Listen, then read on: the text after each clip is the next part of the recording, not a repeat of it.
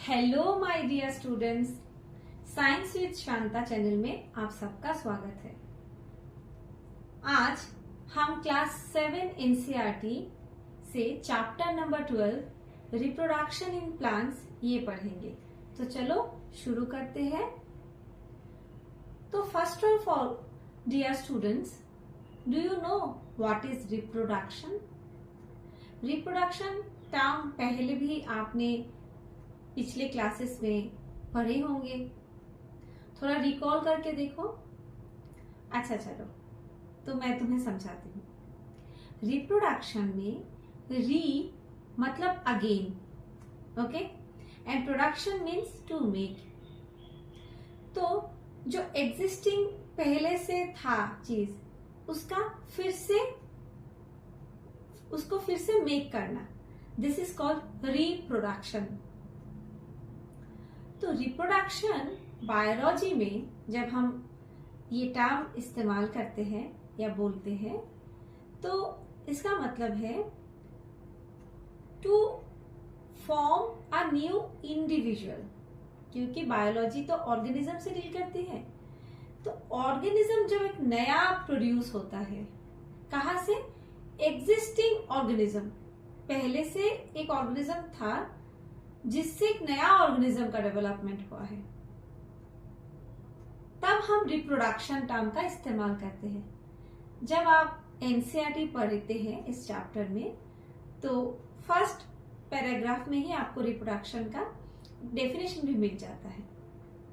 तो first of all हम पढ़ते हैं डेफिनेशन ऑफ रिप्रोडक्शन।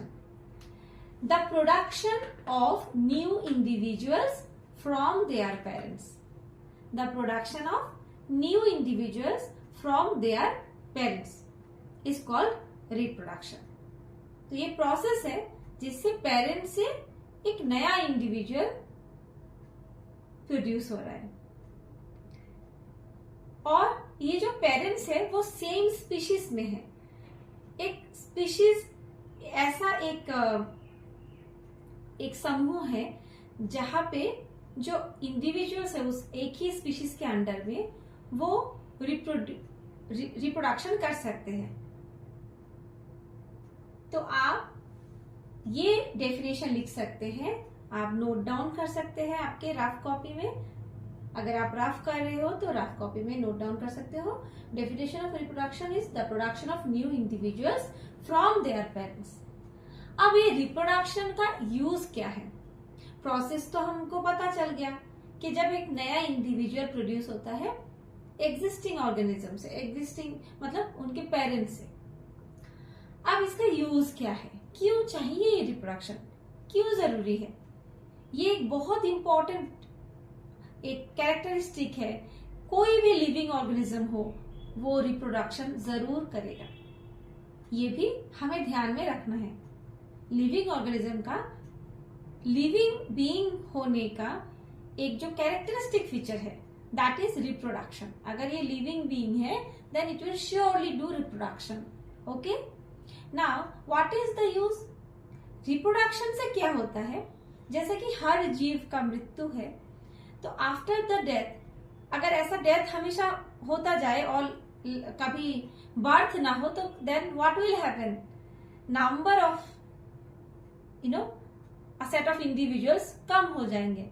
मान लो ह्यूमंस के सिर्फ डेथ हो रहे हैं, बर्थ हो ही नहीं रहा, तो क्या होगा? एक दिन ऐसा आएगा कि number of human will decline and vanish. So in that purpose, in that way reproduction बहुत जरूरी है। Okay, so it multiplies the number of individuals of A population, हमेशा बढ़ाता जाता है। Number 1, you note it down, it multiplies the number of individuals of A population.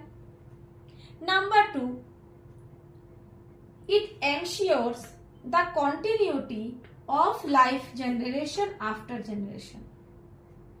Number 2, I repeat it, dear students, write it down.